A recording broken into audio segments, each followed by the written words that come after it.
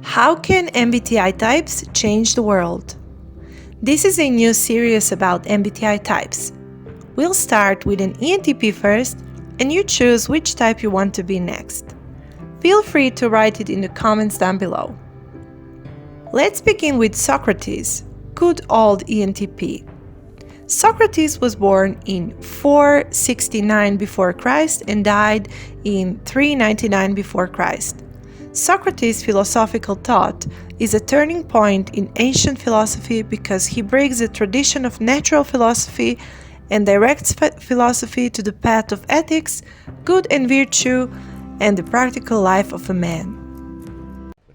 There was a renaissance of thought and knowledge when people began to revive the works of my students. Science flourished when people realized the power of methodical questioning and testing of claims. In your time, my method of questioning is known as the Socratic, after me, method, and is the basis of modern scientific and philosophical inquiry. And all this because I asked a few questions. Many people think that when someone asks a question, or many questions like I do, that they are unwise. But I think just the opposite. True wisdom is the knowledge of how little you actually know. It is this realization that allows you to start asking questions and get to the real truth.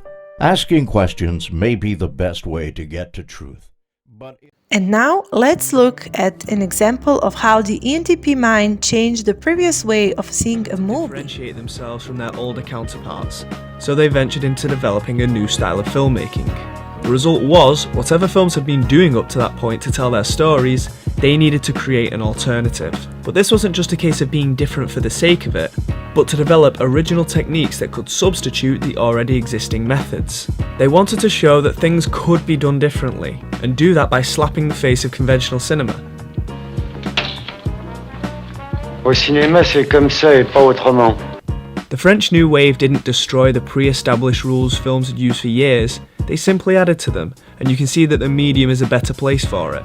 So let's see why we should be so thankful for this group of French bohemians.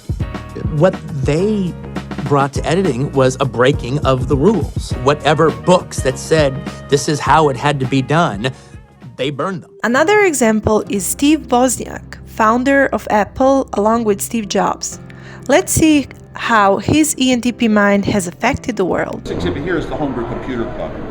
And it really represented a lot of people that cared so much about the history of computers.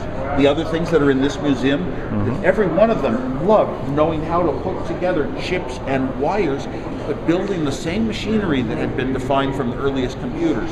And we all loved doing that, and it was that kind of inspiration that didn't necessarily lead to products that sold the billions of dollars, except in maybe a couple of cases. Maybe none of the ones here in this aisle. That sold it, that really made a huge company. But one of them started Apple, and Apple really became a huge company based on another computer. This is the Apple I, and it was designed like a lot of these other computers here. I could point out what it did that they didn't do. But the Apple II really is the one that changed the world, became a huge industry, a huge company that would go on. But every one of these was built by people like myself that wanted to get in there and use their knowledge of the history of computers and where it come from and how you build computers to actually do it. What got you to try out? And you might see that sometimes by breaking the rules, you can make new ones of your own.